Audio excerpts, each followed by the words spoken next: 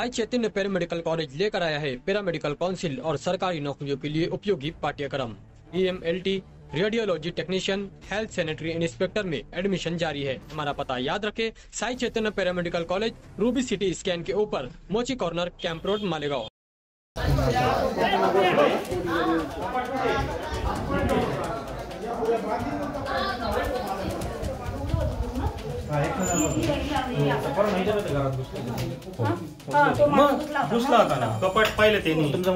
नाशिकच्या सटाणा तालुक्यातील किकवारी बुद्रुक इथं ऋषीपंचमी असल्यानं आई आंघोळीसाठी कपालेश्वरला गेली। वडील कामानिमित्त सटाणा इथं गेले असताना किकवारी तालुका बागलाण परिसरातील घरात अभ्यास करणाऱ्या दोघांचं अपहरण करण्याचा प्रयत्न उघडकीस आलाय। यात गुजरात राज्यातील एका संशयिताला ताब्यात घेण्यात आलंय। वागदरी इथं भास्कर अहिरे यांच्या मालकीच्या शेत शिवारातील घरामध्ये काल रविवारी दुपारी त्यांचा मुलगा तसंच मित्र हे दोघं घरांमध्ये अभ्यास करत होते। दुपारी 12:30च्या सुमारास दुचाकीवर आलेल्या तिघांनी घरात घुसून एका मुलाच्या कपाळावर खोटी बंदूक ठेवून घरात पैसे कुठे आहेत, दागिने कुठे असं विचारणा केली। मात्र बंदूक खोटी असल्याचं मुलांच्या लक्षात आल्यावर मुलांनी प्रतिसाद न देता त्याच्या तावडीतून सुटण्याचा प्रयत्न केला। मात्र संशयितांनी खरे हत्यार काढल्यावर मुलं घाबरली। संशयितांनी घराची झाडाझडती घेतली, मात्र त्यांना काहीच मिळालं नाही। ते दोन्ही पण आले का? फक्त हाच होता। मग काय केलं त्यांनी? पहिले कसं केलं? जसं घडलं ना तसं सांगा। पहिले बंदूक दाखवली, मग आम्हाला कळून गेलं ती नकलीची होती। आम्ही घाबरलो नाही।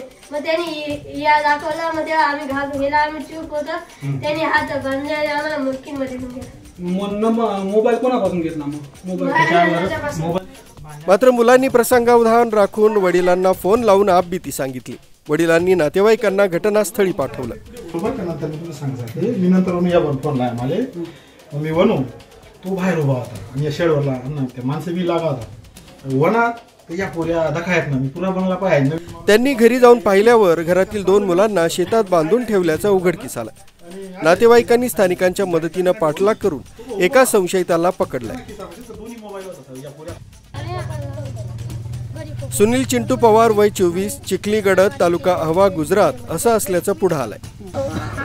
हो, मग तो गेला, मग आम्ही आमचा खेळत होतो। मग आम्हाला आवाज आला बघा, आम्ही मागे बघितलं कोण होता, अजून मागे बघितलं तर हा आला आणि आम्हाला हे दाखवत होता, बंदूक दाखवत होता आणि म्हणे फोन दे म्हणे, आणि ते हे पैसे पुढे ठेवले म्हणे। मग या प्रकरणी पोलिसांत संशयितांविरोधात गुन्हा दाखल करण्यात आला। न्यूज ब्युरो, कसमध्ये अपडेट, मालेगाव। त्याचे कपडे फाडून मारले, त्यांनी ड्रेस आणि जॅकेट घातलेलं होतं।